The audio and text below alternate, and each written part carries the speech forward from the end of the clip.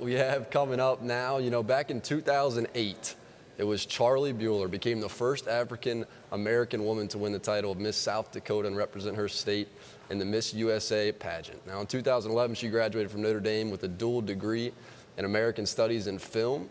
Now she's chasing her dream as an independent filmmaker. Gotta love it. Welcome to the show. Charlie, let's talk about winning Miss South Dakota, though. How was that? Was that one of your dreams for a while? It was something that I did in high school.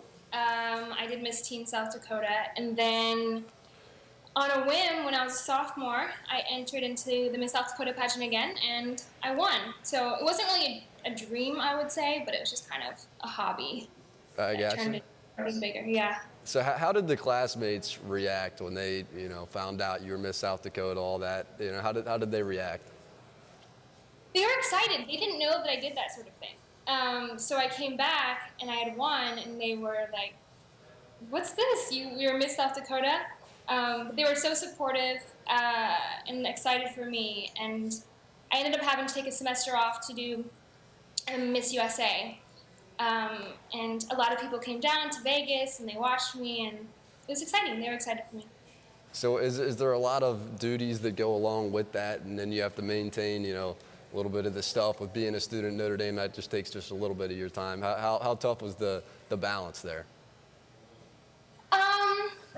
It was, since I took a semester off, I had a lot more time. But I had to do a lot of charity work and go to different events and give speeches. So yeah, there was a lot that went with it. So I took up a whole year, and then I ended up graduating a semester later.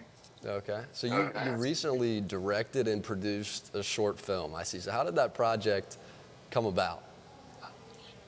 Well, I was an FTT major, so I knew I always wanted to do film. I knew I always wanted to direct. So when I got to LA, we did a Kickstarter, and I directed a short film that one of my best friends wrote, and we brought 14 people to South Dakota, and we shot it there. That's awesome. So what was it like for you to go from, kind of being in front of the camera, doing all that, to now transitioning and going behind the camera? Was it hard? I think it's a natural transition. I did theater at Notre Dame. I did a double concentration in theater and in film, and it was something I always knew that I wanted to do. So that's why I came, and it was. I mean, it's. I think every single. Every facet kind of informs each other, so I didn't really find it that difficult to make that switch. I understand now you're working on a new film, so what's that called, and where are you at in the process so far? It's called The Great Silence, and it's a feature film. We've already shot the first and second act in South Dakota. It's an independent feature, and it was a lot of the same people that did my short. So we've done part of it. We're all coming back to South Dakota to shoot the last portion. So we're working on it. I love it. So thanks for joining us. Just quickly, where can our viewers find all of your work?